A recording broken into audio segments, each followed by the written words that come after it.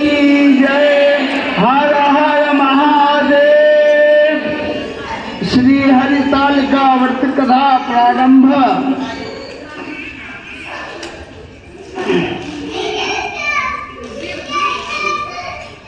हरिताल का व्रत कथा सुने जो इस तरह के हैं, जिनके दिव्य वेशधारी श्री शंकर भगवान मुंडों की माला सुशोभित हैं, जिनके गले में मुंडों की माला पड़ी है, जो माता पार्वती दिव्य वस्त्रों से भगवान शंकर दिगंबर भी धारण किए हैं, उन दोनों भगवती तथा शंकर को नमस्कार, बारंबार नमस्कार। कैलाश पर्वत के शिखर पर माता पार्वती ने महादेव से पूछा, हे महेश्वर,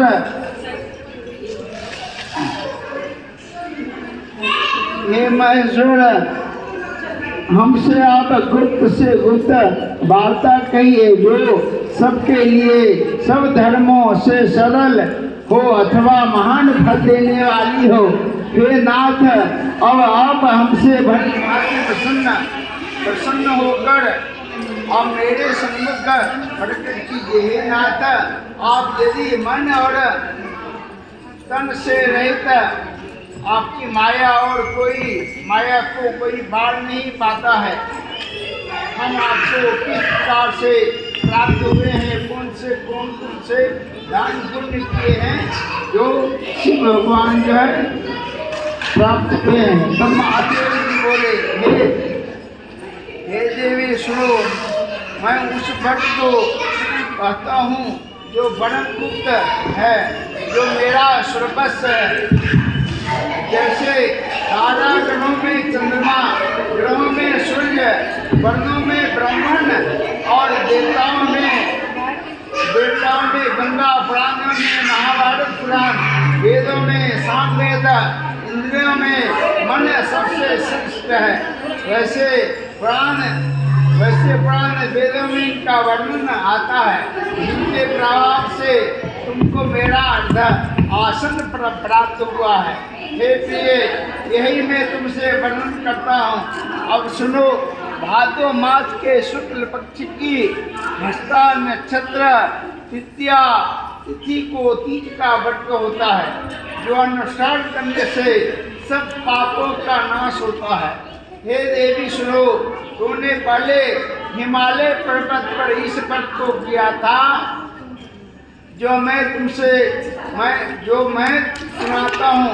पार्वती जी बोले, हे प्रभु, इस व्रत को मैंने इसलिए किया था, वह सुनने की इच्छा है, सो कहिए। शंकर जी बोले, आर्यवर्त में हिमाचल नामक एक पर्वत है, जहाँ अनेक प्रकार के भूमि, अनेक प्रकार के वृक्षों से सुशोभित है, जिन पर अनेक प्रकार के पक्षीगण रहते हैं, अनेक प्रकार के मृगादि विचरण करते हैं, जहाँ देवता गंधर्व सहित किन्नर आदि सिद्धजन रहते हैं। गंधर्व गण प्रसन्नता पूर्वक गान करते हैं। पहाड़ों के शिखर, कंचन, मणि, पर्वत आदि सुशोभित रहते हैं। वह गिरिराज आकाश को अपना मित्र जानकर अपने शिखर रूपी हाथ से छूता रहता है। वो सदैव बर्फ से ढका हुआ रहता है। गंगा जी की कल ध्वनि से सत्यमान रहते हैं। हे गिरिजे, तूने बाल्यकाल में इसी स्थान पर तप किया था। 12 साल नीचे का मुंह करके तुमने धूम्रपान किया था। तब फिर 14 वर्ष तुमने बेल के पत्ते भोजन करके ही तप किया था। माघ के महीने में जल में रहकर तथा वैशाख के महीने में अग्नि में प्रवेश करके तुमने तप किया। श्रावण के महीने में बाहर खुले में निवास करके तुमने अन्न जल को त्याग करके तप किया था। ऐसे कष्ट को देख तुम्हारे पिता को चिंता हुई और वे चिंतातुल्य होकर सोचने लगे कि इस कन्या को किसके साथ वर्ण करूं। तब इस अवसर पर देवर्षि नारद आए, ब्रह्मा जी के पुत्र देवर्षि नारद आए और देवर्षि नारद शैलपुत्री को देखे तुम्हारे हिमाचल के घर में आए और कहे, हे हिमाचल, मैं आपकी कन्या के लिए सुंदर वर को वर्ण करने के लिए कहता हूँ। ब्रह्मा, इंद्र, शिव आदि देवताओं में विष्णु के समान कोई नहीं है, इसलिए तुम मेरे मत से आप अपनी पुत्री का दान विष्णु भगवान से कर दें। हिमाचल बोले, यदि भगवान वासुदेव सुंदरी पुत्री को ग्रहण करना चाहते हैं तो फिर इसी कार्य के लिए आप यहाँ आगमन हुआ है तो हमारा गौरव की बात है। मैं अवश्य उनको ही अपने पुत्र का वर्ण करवाऊंगा। हिमाचल की यह कथा सुनते ही देवर्षि नारद जी आकाश में अंतर्ध्यान हो गए और शंख चक्र गदा पद्म एवं पीताम्बरधारी विष्णु के पास जा पहुँचे। नारद जी ने हाथ जोड़ कर कहे, हे विष्णु भगवान, विष्णु से कहे, मैं आपका विवाह कार्य निश्चित कर दिया हूँ। यहाँ हिमाचल ने प्रसन्नतापूर्वक कहा, हे पुत्री, मैंने तुमको गरुड़ध्वज भगवान विष्णु को अर्पण कर दिया है। पिता के वचन को सुनते ही पार्वती अपनी सहेली के घर चली गई और पृथ्वी पर गिर करके विलाप करने लगी। तब उनके सहेली कहते हैं, हे देवी, तुम इसलिए इतना दुखी हो, अपने दुख का कारण बताओ। तब पार्वती कहती है, हे सखे, मैं अपने पति शंकर जी को सर्वस्व अर्पण कर दिया हूँ। मैं अपने शंकर जी से विवाह करना चाहते हूँ, लेकिन हमारे पिताजी है, हमारे सभी विवाह करने के लिए विष्णु भगवान को बात किए हैं, इसीलिए मैं अन्न जल प्राण धारण करना चाहता हूँ, इसीलिए मैं अपने सिद्ध को त्यागना चाहते हूँ। तब पार्वती जी के इन वचनों को सुनकर सखी ने कही, हे देवी, जिस वन को पिताजी ने देखा न हो तुम वहाँ चली जाओ। तब हे देवी पार्वती जी, तुम उस अपनी सखी के यहाँ से वचन को सुनकर ऐसी वन को चली गई जहाँ हिमाचल तुमको घर में ढूंढने लगे और सोचने लगे कि मेरी रत्नसारी पुत्री कहाँ चली गई, किसी देव दानव या सर्प डस लिया, न जाने वह कहाँ चली गई। मैंने नारद जी को यह वचन दिया था कि अपनी पुत्री का गरुड़ध्वज भगवान के साथ वर्ण करूंगा। हाय, अब यह किस तरह पूरा होगा, ऐसा सोचकर बहुत चिंता करने लगे और मूर्छित हो गए। तब सब लोग हाहाकार करते हुए दौड़े हुए आए और मूर्छा नष्ट होने के पर गिरिराज से बोले, हमें अपनी मूर्छा का कारण बताएं। हिमाचल बोले, मेरे दुखी का कारण यह है कि मेरी रत्नपुरी कन्या का कोई हरण कर लिया है, न जाने वह कहाँ चली गई है। इस प्रकार कहकर गिरिराज दुखित होकर कांपने लगे, जैसे तीव्र वायु चलने से कोई वृक्ष कांपता है। तत्पश्चात हे पार्वती, तुमने गिरिराज सखियों से घने जंगल में चले गए और तुम वहाँ जाकर के एक गुफा में जाकर के शंकर जी का पूजन किया। उस गुफा में अपने सखी के साथ प्रवेश करी, जहाँ तुम अन्य आहार सभी त्याग करके बालू का शिवलिंग बनाकर मेरी आराधना करती रही। उसी स्थान पर भाद्र मास के हस्त नक्षत्र तृतीया तिथि को तुमने विधि विधान से पूजन किया। उस रात्रि को मेरा आसन डोलने लगा, मैं उसी स्थान पर आया और तुम्हारी सखी और तुमसे कहा तुम्हारी सखी वही थी, और मैं तुमसे कहा मैं तुमसे प्रसन्न हूँ, तुम मुझसे कोई वरदान मांग लो। तब तुमने कहा हे देव, यदि आप प्रसन्न हो तो महादेव के रूप में, पति के रूप में हमें ग्रहण करो। मैं तथास्तु ऐसा ही होगा कहकर कैलाश पर्वत पर चला गया। तुमने प्रभात होते ही बालू की प्रतिमा को नदी में विसर्जन कर दिया। हे सुबह तुमने वहां अपनी सखी श्वेत व्रत का पालन किया। इतने में हिमान भी तुम्हें ढूंढते ढूंढते वहां पहुंच गए। वह चारों ओर तुम्हें न देखकर मुझसे धोकर जमीन पर पड़ पड़े। उस समय नदी के तट पर दो कन्याओं को देखा, जो तो वो तुम्हारे पास आ गए, तुम्हें हृदय से लाकर रोने लगे और बोले तुम इस सिंह के युक्त जंगल में क्यों चली आई? पार्वती जी बोली तुमने कहा हे पिता सुनिए, मैंने पहले ही अपना शरीर शंकर जी को अर्पण कर दिया था, किंतु आपने इसके विपरीत कार्य किया, इसीलिए वन में चली आई। ऐसा सुनकर हिमान ने फिर तुमसे कहा कि मैं तुम्हारी इच्छा के विरुद्ध कोई भी कार्य नहीं करूंगी। तब वे तुम्हें लेकर घर चले आए और तुम्हारा विवाह हमारे साथ कर दिया, संग जी करते। हे प्रिय, उसी व्रत के प्रहार से तुमने यह मेरा आसन प्राप्त हुआ। इस व्रत राज को मैंने अभी तक किसी से के सम्मुख नहीं वर्णन किया। हे देवी, अब मैं तुमसे बताता हूँ, सो मन लगाकर सुनो। इस व्रत का नाम व्रतराज क्यों पड़ा? तुमको सखी हरण करके ले गए, इसीलिए इसी का नाम हरिताल का व्रत पड़ा। पार्वती जी बोली हे स्वामी, आपने इस व्रतराज का नाम तो बताया, किंतु मुझे इनका विधि एवं फल भी पता है, इनके करने से सब फल की प्राप्ति हो। तब शंकर जी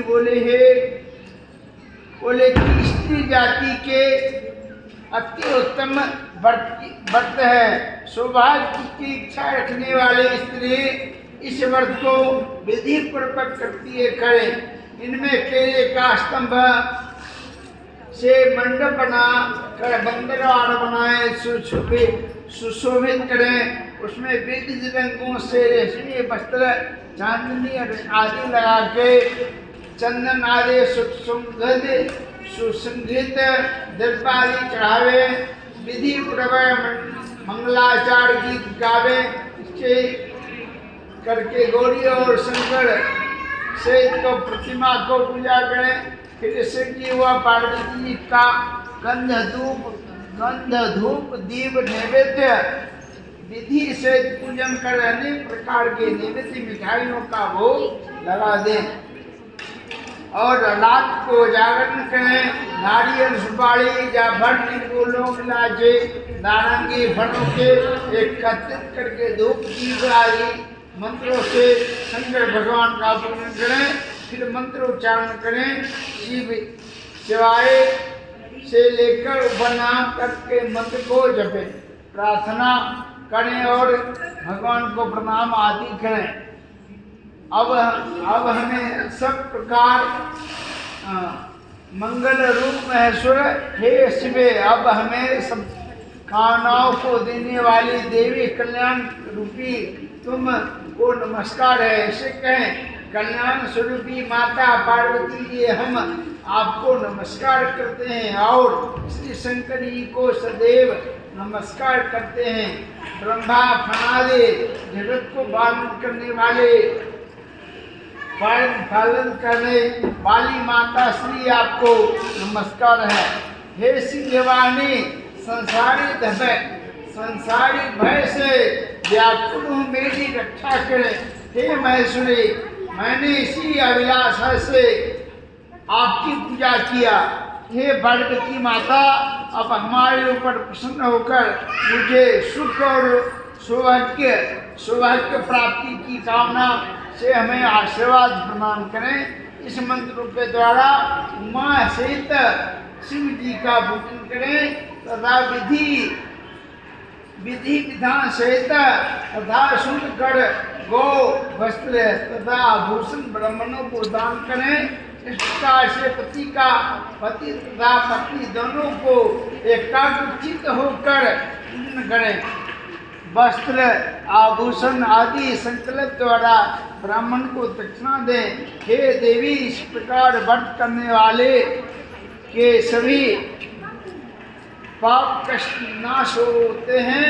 फिर वह 7 जन्म तक राज्य सुख भोग कर सौभाग्य की प्राप्ति होती है।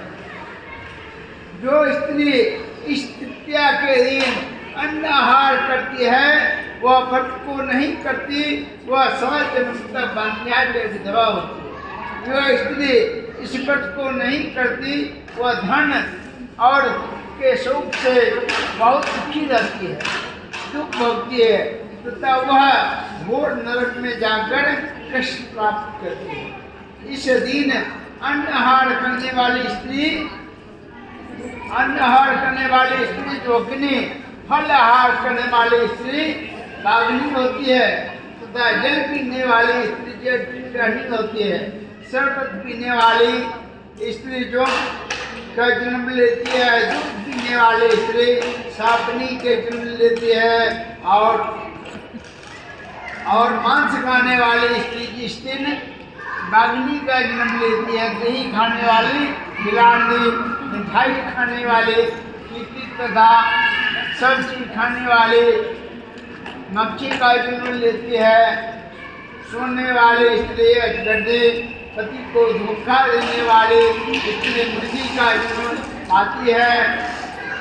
और स्त्री को और इस व्रत करने से स्त्री को परलोक स्वर्ग आने के बाद अंतकाल में वह वैकुंठ धाम को जाते हैं।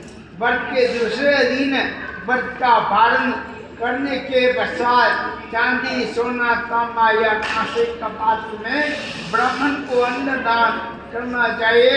इस व्रत को करने वाली स्त्री मेरे समान पति को पाती है। शंकर जी कहते हैं मेरे समान पति को पाती है और मृत्यु काल में पार्वती जैसा रूप को प्राप्त करती है। जीवन सांसारिक सुख से को भोग कर परलोक मुक्ति पाती है। हजारों अश्वमेध यज्ञ के करने के जो फल प्राप्त होते हैं वही मनुष्य का इस कथा सुनने से यह फल प्राप्त होता है। हे देवी, मैंने तुम्हारे सम्मुख यह उत्तम व्रत को कहा है, वर्णन किया है, जिसके करने से स्त्री जाति की सौभाग्य रखने वाली स्त्री समस्त दुखों को, समस्त पापों को नाश करके अंत में वैकुंठ धाम को जाते हैं। बोले शंकर भगवान की जय। हर हर महादेव की जय। नमः पार्वती पते। हर हर महादेव। ओम नमः शिवाय। ओम नमः शिवाय। हर हर भोले नमः शिवाय। ओम नमः शिवाय। ओम नमः शिवाय। हर हर भोले नमः शिवाय। शिव गंगाधराय, शिव गंगाधराय। हर हर भोले नमः शिवाय। शिव गंगाधराय, शिव गंगाधराय। हर हर भोले नमः शिवाय। ओम नमः शिवाय। ओम नमः शिवाय। हर हर भोले नमः शिवाय। शिव जटाधराय, शिव जटाधराय। हर हर भोले नमः शिवाय। ओम नमः शिवाय। ओम नमः शिवाय। हर हर भोले नमः शिवाय।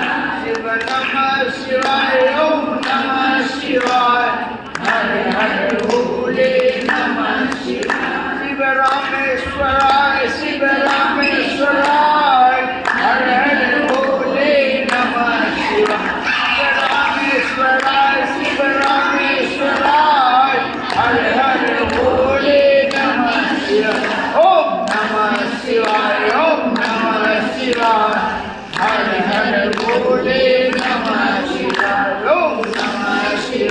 ओम नमः शिवाय, हर हर भोले नमः शिवाय। त्र्यंबकं जयामहे सुगन्धिं पुष्टिवर्धनम् उर्वारुकमिव बन्धनात् मृत्योर्मुक्षीयमामृतात्। ओम नमः शिवाय, ओम नमः शिवाय, ओम नमः शिवाय। अब आरती बोलेंगे, है ना?